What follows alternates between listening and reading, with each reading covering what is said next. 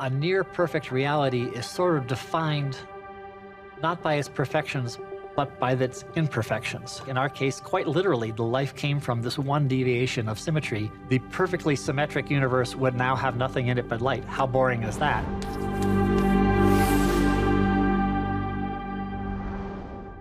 Let me take you back to the Big Bang about 14 billion years ago, when the universe was extremely hot and extremely dense, and there was about 1 billion times more stuff in the universe than there is now.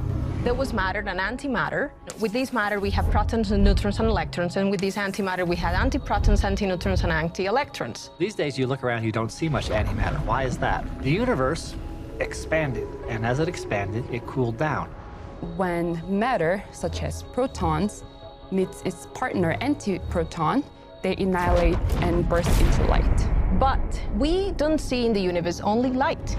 We have galaxies, solar systems, the Earth, us.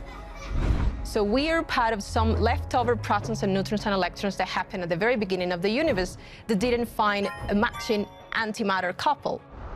We're really fortunate that there was this tiny imperfection, but it also represents, to physicists, a pretty serious mystery. Like, why should it have been so perfect, so almost perfectly the same number of protons and antiprotons, but not quite the same?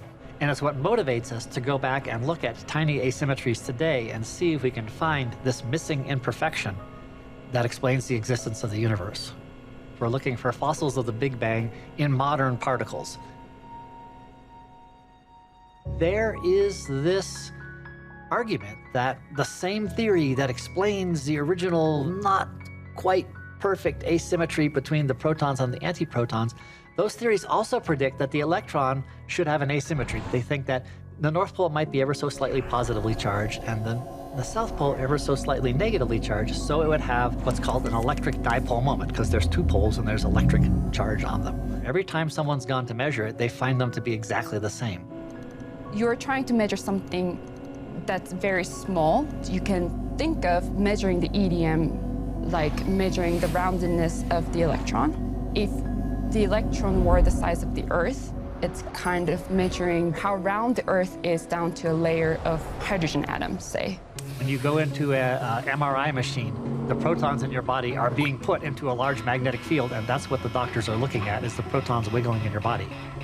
If you want to look at the electric dipole moment of the electron, you need to put not a magnetic field, but a very large electric field on an electron. And so for us, we want to hang on to that molecule we've made, the molecule that's got the big electric field in it.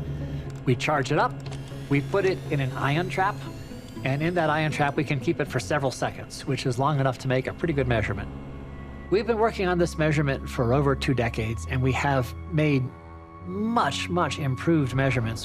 What we have been applying so far have proven that in the area that we have been checking, the electric dipole moment is not being found. It doesn't, on the face of it, really connect up with the asymmetry we have in the Big Bang.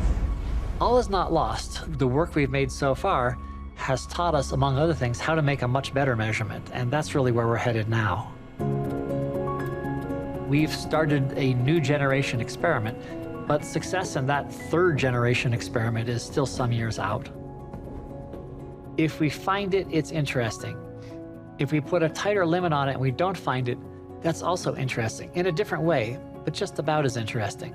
And what that does is it poses a challenge. It poses a challenge to the theorists. Happily, I'm not a theorist. It's a difficult life. It's a hard way to earn a living. It's their problem now. It's in their court. Back at you, theorists.